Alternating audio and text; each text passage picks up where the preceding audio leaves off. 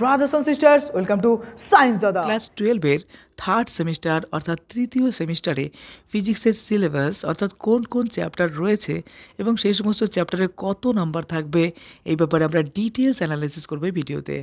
ওকে, তোমাদের second semester কেমন হলো বলো। এবার কিন্তু থার্ড সেমিস্টার আমাদের শুরু করতে হবে এবং থার্ড সেমিস্টারের প্রথম থেকেই মনোযোগ সহকারে পড়তে হবে আর একটা সেরা রেজাল্ট কিন্তু করতে হবে। তোমাকে কিন্তু একটা ভালো জায়গায় পৌঁছাতে হবে। ওকে, এই যে দেখো ফিজিক্সের যে সিলেবাস আমি ডিটেলস বাংলাতে ব্যাখ্যা করব। ওকে, দেখো প্রথমতই বলছে ইলেকট্রোস্ট্যাটিক্স। আচ্ছা বলি, তোমাদের থার্ড সেমিস্টার টোটালটা কিন্তু এমসিকিউ। ওকে, অর্থাৎ 35 নাম্বারই কিন্তু আমাদের শর্ট প্রশ্ন হবে, অর্থাৎ 35টা শর্ট প্রশ্ন হবে, 35টা এমসিকিউ হবে, আমাদের ওটা সলভ করতে হবে। তো প্রথম যে চ্যাপ্টার রয়েছে ইলেকট্রোস্ট্যাটিক্স। আচ্ছা ইলেকট্রোস্ট্যাটিক্স মানে কি বলো তো, স্থির তড়িৎবিদ্যা যে রয়েছে না, স্থির তড়িৎবিদ্যা, সেটাকে বলে ইলেকট্রোস্ট্যাটিক্স। এর মধ্যে অনেকগুলো টপিক রয়েছে, যেরকম সাব টপিক্সে রয়েছে, অর্থাৎ অনেকগুলো উপ একক বলতে পারি বা উপবিষয় বলা যেতে পারে। এর বাংলা মানে electro charge and field, electric charge and field. এর বাংলা মানে হলো বৈদ্যুতিক আধান এবং ক্ষেত্র। অর্থাৎ আমার ফিল্ডের উপর কিন্তু অনেক কাজ করতে হবে। ইলেকট্রো ফিল্ডসের উপর কিন্তু প্রচুর তত্ত্ব রয়েছে, থিওরাম রয়েছে এবং তার উপর বেস করে কিন্তু অনেক এমসিকিউ থাকবে। এবং এই প্রশ্নগুলো নিট জেইতেও আছে, তোমাদের ওয়েস্ট বেঙ্গল বোর্ডেও আছে। ওকে, তো এর উপর দেখো কী কী রয়েছে, যেরকম আছে ইলেকট্রিক চার্জ। দেখো আমি ডিটেলস বাংলায় বলে যাচ্ছি, তুমি মন দিয়ে শোনো। হ্যাঁ চলো, দেখো এখান থেকে শুরু করছি কিন্তু আমি। এই যে দেখো, এই যে এখান থেকে ইলেকট্রিক চার্জ, কনভারসেশন চার্জ, এই যে এই ডিটেলসগুলো দেখো। বৈদ্যুতিক আধানের সংরক্ষণ, অর্থাৎ কনজারভেশন বলতে সংরক্ষণ। ওকে, ঠিক শক্তি সংরক্ষণের মধ্যে তুমি বলতে পারো। তারপরে যেরকম ধরো রয়েছে দুটি বিন্দু আধানের মধ্যে কুলম্বের সূত্র, অর্থাৎ কুলম্বের সূত্র জানতে হবে। একাধিক আধানের মধ্যে যেটা বল কাজ করে। তারপরে সুপার পজিশন বলে একটা বিষয় আছে, আধানের অবিচ্ছিন্ন সুষম বিতরণ। তারপর বৈদ্যুতিক ক্ষেত্র, যেরকম ইলেকট্রিক ফিল্ড বলছে না, এটার উপর প্রচুর প্রশ্নও কিন্তু হয়।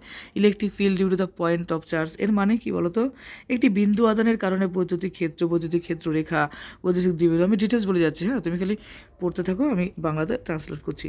বৈদ্যুতিক দ্বিমেরু থাকতে পারে, একটি দ্বিমেরুর কারণে বৈদ্যুতিক ক্ষেত্রে তার কক্ষের বিভিন্ন বিন্দুতে, যেরকম লম্ব সমদ্বিখণ্ডকের কোনো একটা বিন্দুতে হতে পারে, যে কোনো বিন্দুতে, বা একটা বলতে পারি সুষম বৈদ্যুতিক ক্ষেত্র। এবং সেক্ষেত্রে কী হয় বলো তো, টর্কের মান আমাদের বিবেচনা করতে লাগে। আবার একই রকম দ্বিমেরু ভ্রামকের মান, আবার বৈদ্যুতিক ফ্লাক্স রয়েছে। আর মোস্ট ইম্পর্টেন্ট যে টপিক সেটা হচ্ছে কি বলতো, গাউস বলে একটা পার্ট রয়েছে। অর্থাৎ গাউসের প্রশ্ন কিন্তু আমাদের খুব আসে পরীক্ষায়। এই যে গাউসের স্টেটমেন্ট খুব ইম্পর্ট্যান্ট, এরপর বেস করে কিছু প্রশ্ন কিন্তু আমাদের সলভ করতে লাগে। তো এটা স্টেটমেন্ট এবং থিওরি অনেক বড় হয়। যাক, এবার কিন্তু শর্ট প্রশ্ন। তারপর বলছে যে আচ্ছা, স্টেটমেন্ট বলতে বিবৃতি। তারপরে একটা লম্বা অনেক বড় দৈর্ঘ্যের একটা তার হবে, অর্থাৎ অসীম দৈর্ঘ্যের তার হবে, তার সেটা সুষমভাবে আহিত হবে, অসীম সমতল শীট হবে, সমতলভাবে আহিত পাতলা গোলাকার খোলকের হবে। এই সমস্ত ক্ষেত্রে কী বলতো, এরকম অনেক রকম জিনিস হবে। সেখানে আমাদের কী করতে হবে, তড়িতের মান নির্ণয় করতে হবে, বা তার প্রয়োগ থাকবে, বা তার অ্যাপ্লিকেশন পার্ট থাকবে। বুঝলে তো? আচ্ছা, এরপরে দেখো সাব টপিক্সে আচ্ছা দেখো, এত বড় টপিক, তাতে নাম্বার রয়েছে কত বলো তো, শুধুমাত্র 8 নাম্বার। আমি কেন বলছি, অনেকগুলো চ্যাপ্টার কিন্তু এখানে ভরা আছে, জানো, অনেকগুলো চ্যাপ্টার, আর তাতে নাম্বার হচ্ছে 8। তুমি কিন্তু যে এটা খেয়াল করবে যে এটা কিন্তু নাম্বার বিভাজন, হ্যাঁ এটা না, এটা হচ্ছে নাম্বার বিভাজন, অর্থাৎ 8 নাম্বার থাকবে। তো সাব টপিক্সে দেখো পরবর্তী করে বলছে ইলেকট্রোস্ট্যাটিক্স, পোটেনশিয়াল অ্যান্ড ক্যাপাসিটেন্স। দেখো এই চ্যাপ্টারটা খুব ইন্টারেস্টিং চ্যাপ্টার, এখান থেকে প্রচুর প্রশ্ন হয় বোর্ডে, এবং তার পাশাপাশি কিন্তু নিট জিতেও হয়। আচ্ছা এই টপিকটা কি বলো তো, এটা ওই যে ধারকত্ব আছে, এবং তার পাশাপাশি স্থির তড়িৎ। মানে প্রথমটা হচ্ছে স্থির যেটা রয়েছে স্থিরের। আচ্ছা পোটেনশিয়াল বলতে শক্তি না, এটা পোটেনশিয়াল বলতে বিভব, অর্থাৎ স্থির তড়িৎ বিভব, এবং তার পাশাপাশি বলছে ক্যাপাসিটেন্স, অর্থাৎ ধারকত্ব। অনেক প্রশ্ন হয় এখানে। ইলেকট্রিক পোটেনশিয়াল অর্থাৎ বৈদ্যুতিক বিভব পার্থক্য হতে পারে, বৈদ্যুতিক ক্ষেত্র তীব্রতা হতে পারে, বিভবের মধ্যে সম্পর্ক, বৈদ্যুতিক বিভব। তারপরে একটা বিন্দু বা এক্ষেত্রে দ্বিমেরু ভ্রামক হতে পারে, সমবিভব পৃষ্ঠ হতে পারে, বৈশিষ্ট্য হতে পারে, আধানের সিস্টেমের বৈদ্যুতিক বিভব শক্তি হতে পারে, স্থির ক্ষেত্রে বৈদ্যুতিক দ্বিমেরু, এই যে বিষয়গুলো এগুলো থাকবে। তার পাশাপাশি থাকবে কি বলতো, পরিবাহী থাকবে, অন্তরক থাকবে, একটি পরিবাহের ভিতরে মুক্ত আধান, আবদ্ধ আধান। তারপরে পরবৈদ্যুতিক মাধ্যম হবে, বৈদ্যুতিক মেরুকরণ হবে, ধারকত্ব, শ্রেণী সমবায় হবে, সমান্তরাল সমবায়, তারপরে তাদের মিশ্রণ হবে, অর্থাৎ তাদের মিক্স কম্বিনেশন হবে। এইগুলোই কিন্তু এই যে দেখো এখানে প্যারালাল বলেছে না, প্যারালাল যেটা বলেছে এই যে প্যারালাল ক্যাপাসিটর, এই ক্ষেত্রে এই বিষয়গুলো কিন্তু আমাদের এখানে খেয়াল করতে হবে।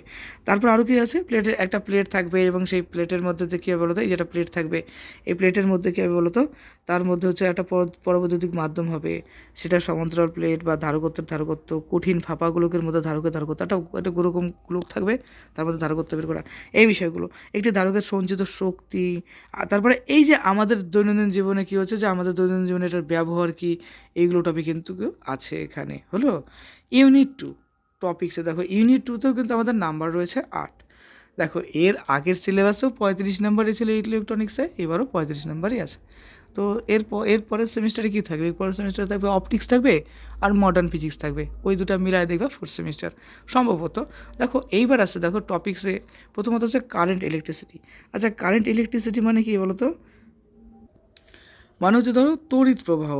সেই তড়িৎ প্রবাহ বলতে দেখো এখানে বলছে current electricity flow of electron charge in a metallic conductor, তারপরে বলছে ড্রিফট, এই যে সিস্টেমগুলো যে বলছে না, এই টোটাল বাংলা মানে হচ্ছে বৈদ্যুতিক প্রবাহ হতে পারে, ধাতব পরিবাহিত বৈদ্যুতিক আধানের প্রবাহ, তারপরে প্রবাহ বেগ নির্ণয় করতে হতে পারে, তার গতিশীলতা, ওহমের সূত্র আমরা পড়েছিলাম না ওটাই, বৈদ্যুতিক রোধ, রোধাঙ্ক, পরিবাহিতা, তারপরে বিভিন্ন টাইপের কী হয় বলতে রোধের বৈশিষ্ট্য হয়, তাপমাত্রা নির্ভরতা, তারপরে রোধের শ্রেণী সমান্তরাল, তারপরে মিশ্র সংযোগ হতে পারে, অভ্যন্তরীণ রোধ, নষ্ট ভোল, ইএমএফ, সমান্তরাল মিশ্র সংযোগের কোষের সমন্বয়, এই যে বিষয়গুলো, তারপরে ইএমএফের ক্ষেত্রে কোষের সমান্তরাল সংযোগ, এই টপিকগুলো পাবো। আর এখানে একটা ইম্পর্টেন্ট টপিক পাবো, সেটা হচ্ছে কারশফস ল। কারশফস ল কিন্তু খুব ইম্পর্টেন্ট, তাই না?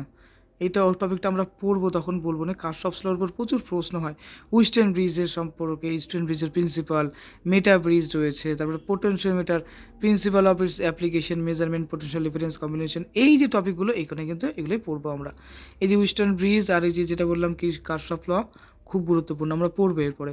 তারপর চলে এসে দেখো 3 নম্বরে যেটা বলছে, এখানে বললো কি যে magnetic effects of current and magnetism. আচ্ছা এখানে সাব টপিক্সে দেখো বলছে moving charge and magnetic field. আচ্ছা এই টপিকটা কি, চলো এই টপিকটা আমরা ডিটেলস বুঝি। তো দেখো এই টপিক্সে আমরা মেনলি পড়বো হচ্ছে তড়িৎ প্রবাহের চুম্বকীয় এবং চুম্বকত্ব, মানে এই যে টেসলা বিষয়টা যে বলো না, নিকোলা টেসলা সায়েন্টিস্ট, তারপর বায়ো সার্ভার্স রয়েছে, তারপর ওরস্টড রয়েছে, এরকম প্রচুর সায়েন্টিস্টদের রিসার্চের টপিক কিন্তু আমরা এখানে পড়বো। ওকে আচ্ছা এখানে বায়োসার্ভার সূত্রটা খুব ইম্পর্টেন্ট পরীক্ষার জন্য। ওকে ওয়েস্টার্নের পরীক্ষাটাও খুব ইম্পর্টেন্ট ছিল।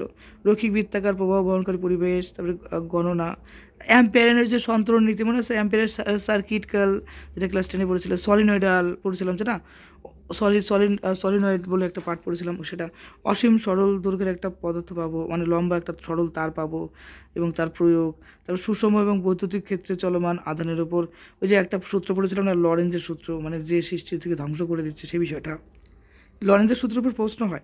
লম্ব চুম্বক ক্ষেত্রে একটি আহিত কণার গতি, যেরকম সাইক্লোটন হতে পারে, এই টপিকগুলো কিন্তু আমরা যে সাইক্লোটন ফ্রিকোয়েন্সি বলে একটা পার্ট দেখো এখানে পাবা, একদম ব্যাখ্যা আমি যা যা বলছি, যখন তুমি স্যারের কাছে পড়বে, তোমার স্যারের কাছে ফিজিক্স বা আমার কাছে যদি অনলাইনে আমি যদি পড়াই ফিজিক্স, তাহলে পরে দেখবে আমি ইউটিউবে যদি একের পর এক ক্লাস নিয়ে আসি, দেখবে যে এই টপিকগুলোই আলোচনা হচ্ছে। তো এখন এগুলো বলে দিলে পরে তোমার কনসিয়াস মাইন্ডে কি ওগুলো স্টোর হয়ে থাকবে, যখন পড়াবে তখন দেখবে অনেক ইজি মনে হবে। তার জন্য এই ভিডিওটা টোটালটা শোনো, দেখবে ভালো লাগবে। পরে যখন স্যারের কাছে পড়তে যাবে মনে হবে না এটা তো শোনা ছিল, তো অবশ্যই শোনো। হ্যাঁ তারপরে দেখো সুষম চুম্বক ক্ষেত্রে প্রবাহ বন্ধনকারী একটা বলে আমরা পাবো পরিবাহীর উপর বল, যদি সমান্তরাল প্রবাহ বহনকারী পরিবাহীর মধ্যে দিয়ে বল, যেটা অ্যাম্পিয়ারের সংজ্ঞাকে নিশ্চিত করে। হ্যাঁ তারপর আরও আছে, যেরকম সুষম চুম্বক ক্ষেত্রে একটি প্রবাহ বহনকারী লুপের উপর টর্ক বের করতে হবে, চলমান কুণ্ডলী, গ্যালভানোমিটার, সংবেদন, এই সমস্ত বিষয়, গ্যালভানোমিটার, অ্যামোমিটার, রূপান্তর, এইগুলো কিন্তু আমরা এখানে পড়বো। বুঝতে পারছো তো? এরপরে চলে আসে দেখো এই যে টপিকটা হয়ে গেল কভার। সাব টপিক্সে দেখা যাচ্ছে magnetism and matter. What is that? Just look. হ্যাঁ দেখো এখানে আছে magnetism and matter, current loop of magnetism dipole and it's magnetism dipole moment. এর মানে কি বলো তো, ডাইপোল বলতে মেরু, ওই যে দ্বিমেরু বলে না, সে দ্বিমেরু। তো চুম্বকের দ্বিমেরু, তো তারপরে তার চুম্বকের দ্বিমেরুর উপর লুপ থাকবে এবং সেই ক্ষেত্রে এর চুম্বক দ্বিমেরু ভ্রামক থাকবে। তারপরে একটা ঘূর্ণায়মান ইলেকট্রনের চুম্বক দ্বিমেরু ভ্রামক বের করতে লাগবে। তারপরে একটি চুম্বক দ্বিমেরুর যেটাকে বলা হয় চুম্বক ক্ষেত্রে তার তীব্রতা, তার অক্ষ বরাবর এবং তার অক্ষের লম্ব দিকে কী হবে।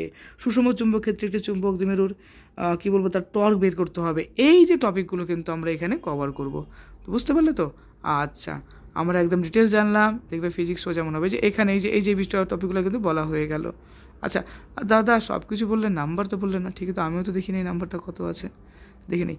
এটাতেও 8 নাম্বার আছে, দেখো ইউনিট 3তেও 8 নাম্বার রয়েছে। কোথায় 8 নাম্বার আছে? এইটাকে ফলো করে দেখো, এই যে 8 নাম্বার আছে।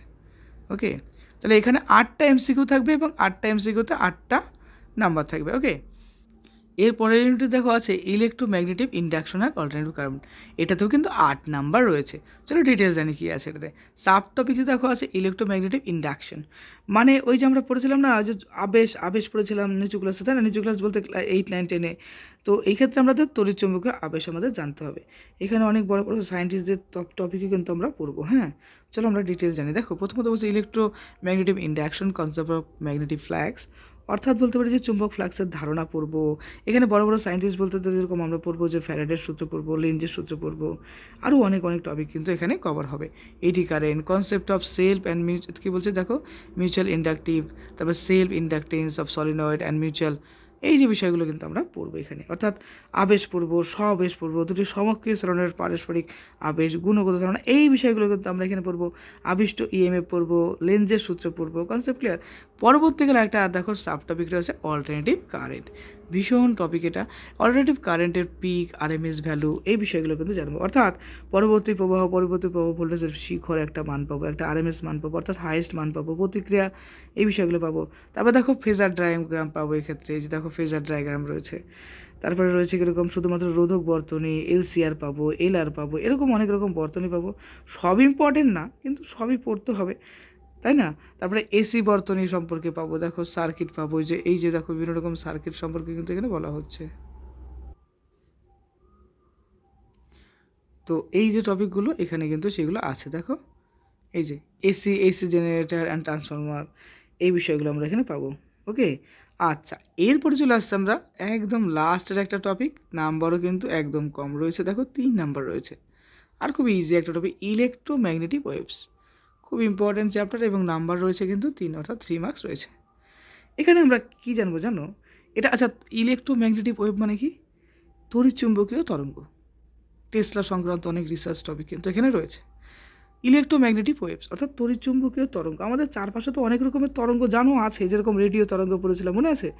দৃশ্যমান তরঙ্গ, অতিবেগুনি রশ্মি, এক্স রশ্মি, গামা রশ্মি, ইনফ্রারেড রশ্মি, এই যে এগুলো হচ্ছে তরঙ্গের মধ্যে পড়ে, তাই না? তো বলছে basic idea of displacement current, electromagnetic waves and their characteristic qualitative ideas only. আচ্ছা, আমরা এই যে বিষয়গুলো জানলাম, এগুলো প্রত্যেকটা পার্ট এই ক্ষেত্রে খুব ইজি টাইপের প্রশ্ন হয়। এই চ্যাপ্টারের প্রশ্ন খুবই ইজি, একদম রিল্যাক্স থাকো, কোনো চাপ নাই। অন্যান্য চ্যাপ্টারগুলো একটু হার্ড হলেও এটা একদম ইজি, কয়েকবার পড়লেই হয়ে যাবে। আচ্ছা, এখানে আমরা পাবো হচ্ছে কীরকম তড়িৎচুম্বকীয় তরঙ্গের মধ্যে তাদের বৈশিষ্ট্য পাবো, তড়িৎচুম্বকীয় তরঙ্গের অনুপস্থ প্রকৃতি হতে পারে, তড়িৎচুম্বকীয় তরঙ্গের বর্ণালী, যেরকম রেডিও তরঙ্গ, ইনফ্রারেড দৃশ্যমান তরঙ্গ, অতিবেগুনি রশ্মি, গামা রশ্মি, এক্স রে রশ্মি, আরও কত রয়েছে, তাদের সম্পর্কে জানবো এবং তাদের ব্যবহারিক প্রয়োগটা জানবো, এবং এই বিষয়গুলো কিন্তু আমরা এখানে জানবো।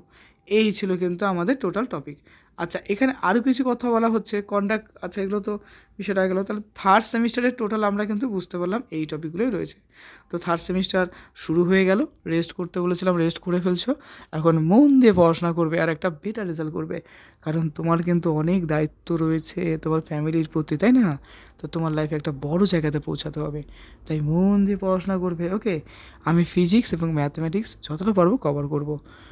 ওকে, সায়েন্স জায়গাতে নতুন হলে অবশ্যই সাবস্ক্রাইব করে দিও, আর মন দিয়ে পড়াশোনা করো, আর খুব ভালো থেকো।